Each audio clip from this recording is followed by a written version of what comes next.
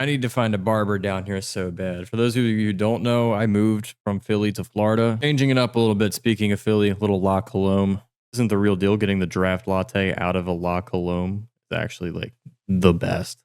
Xdefiant's executive producer Mark Rubin has just officially delayed the game. Hello Xdefiant fans, another update for you. A couple of things to discuss. Be sure to read everything, so let's get started. As I'm evaluating the work, running some of the more large-scale tests, and we'll have an update for you once we know more.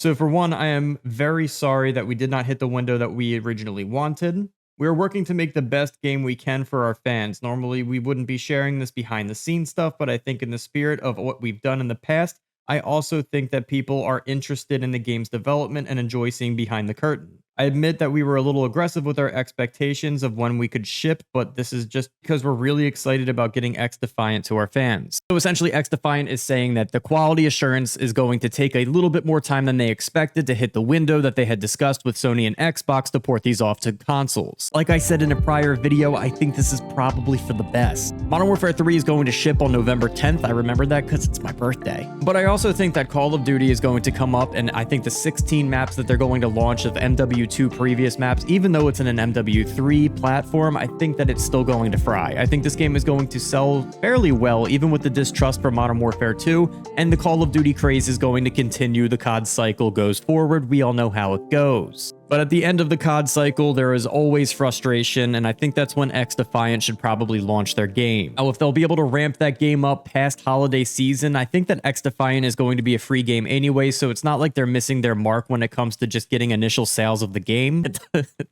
It's meaningless. It doesn't matter. It's a free-to-play game, guys. Because we've seen what happened with free-to-play games that launch alongside two premium titles right before Christmas, Hanukkah, and Kwanzaa and all the holiday seasons. Now, it does seem like a lot of people like to launch their game before hibernation season, and that does seem to work pretty well, so that September to January window is a very juicy window to have. Now, maybe I'm wrong. Maybe I'm wrong, and Call of Duty makes a good game for the first time since Black Ops 4. You can't necessarily say a game is at its demise when the game sells 1 billion titles in October of last year, but it also just seems like nobody was playing it by December. The game is stepping backwards, but financially stepping forwards, which is causing the demise of Call of Duty, in my opinion. Nonetheless, I think that Xdefiant is being transparent, which is always, I think, a very good thing. A lot of developers are kind of like behind the curtain and secretively just like master plotting their little plan, I guess. I don't know if it's because of competition reasons and because like Call of Duty is secretive because of games like Xdefiant, which is ironic because I think Xdefiant is being transparent because of the lack of transparency of Call of Duty. But at the end of the day, if you can't make a good game and someone else can, that's going to be ultimately used against you. And if Xdefiant can make a better game that lasts on a longer platform than Call of Duty reinventing the wheel every year, well then Call of Duty is going to eventually turn into a side chick, and Xdefiant is going to be the go-to Call of Duty style game that we've all been looking for.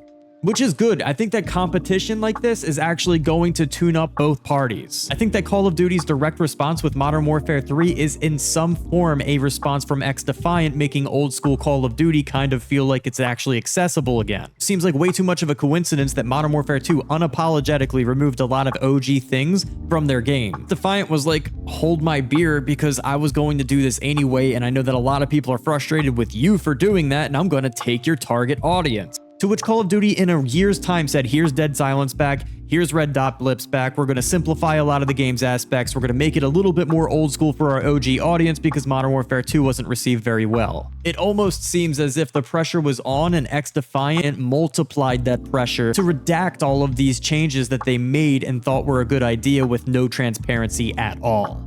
When MW2 launched, the hype was so high for that game that I got dragged in my comments for saying Red Dot Blips on the minimap belong in the game. And here we are 365 days later, and I'm getting a lot of feedback from people that they're excited about Red Dots being back. Which tells me that people are just overexcited for games and they just marry the idea of playing a good Call of Duty again, and the idea of playing a good Call of Duty again kind of blinds them from the reality of what's actually happening inside of these games. We're gonna see, guys. I don't know. Xdefiant could really have a really good chance if they just smooth out all of their glitches, all of their bugs, and then launch in the perfect time frame of people being frustrated with Call of Duty.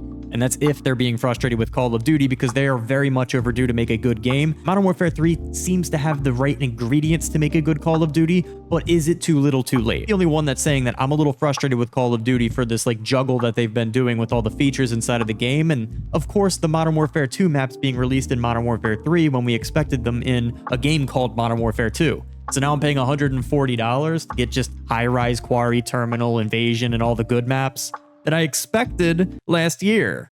Cheers, guys. Have a great day. Make sure that you like and subscribe. Check out my Rick and Morty series on Starfield. It's a really good time, especially if you're a fan of either or. It's going to be entertaining for you, I promise.